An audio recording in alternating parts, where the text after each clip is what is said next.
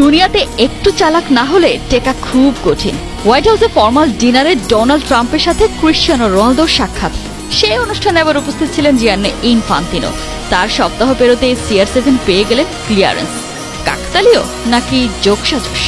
সে যাই হোক, 2026 বিশ্বকাপের শুরু থেকেই পাওয়া যাবে 1000 গোলের মাইলস্টোন ছোঁয়ার অপেক্ষা থাকা বিশ্বসেরা এই ফুটবলারকে। 13 নভেম্বর বিশ্বকাপ বাছাই আয়ারল্যান্ডের বিপক্ষে ভালো ছেলে হয়ে খেলার ঘোষণা দিয়েছিলেন ক্রিশ্চিয়ানো রোনালদো। আইরনি হলো, সেই ম্যাচে রোনালদো হয়ে গিয়েছিলেন ব্যাড বয়। 2 গোলে পিছিয়ে হতাশায় CR7।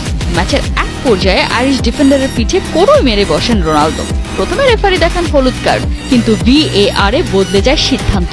পর্তুগালের জার্সিতে ক্যারিয়ারে প্রথমবার রোনালদো দেখেন লাল কার্ড। দেশের হয়ে 226 ম্যাচে এটিই তার প্রথম রেড কার্ড। এরপরই আলোচনা, কয় ম্যাচ নিষিদ্ধ হবেন পর্তুগিজ সুপারস্টার। ফিফা নিয়ম অনুযায়ী প্রতিপক্ষকে আঘাত করলে শাস্তি হিসেবে মিলবে কমপক্ষে 3 ম্যাচ নিষেধাজ্ঞা। ক্যাডবেরি 6 নম্বর বিশ্বকাপের শুরুতেই কি রোনালদো থাকবেন সাইড লাইনে? সব দুশ্চিন্তার অবসান। ফিফা তার বিরুদ্ধে আনা অভিযোগ সেভাবে আমলেই নেয়নি।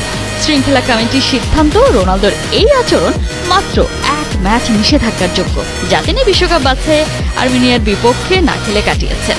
তবে হ্যাঁ, রেহাই পেলেও CR7-কে থাকতে হবে খুব সতর্ক। ফিফা জানিয়ে দিয়েছে, 1 বছরের প্রভিশন পিরিয়ডে রোনালদো যদি একই ধরনের গুরুতর কোনো অপরাধ করে বসেন, তবে স্থগিত রাখা 2 ম্যাচের নিষেধাজ্ঞা অটোমেটিক চালু হয়ে যাবে। বিশ্বকাপ বাছাই পর্ব উতরে রোনালদোর দল পৌঁছে গেছে মূল পর্বে। কোয়ালিফাইং রাউন্ডে CR7 গোল করেছেন 5টা। এর মধ্যে হয়ে গেছেন বিশ্বকাপ বাছাইয়ের হাইয়েস্ট স্কোরার।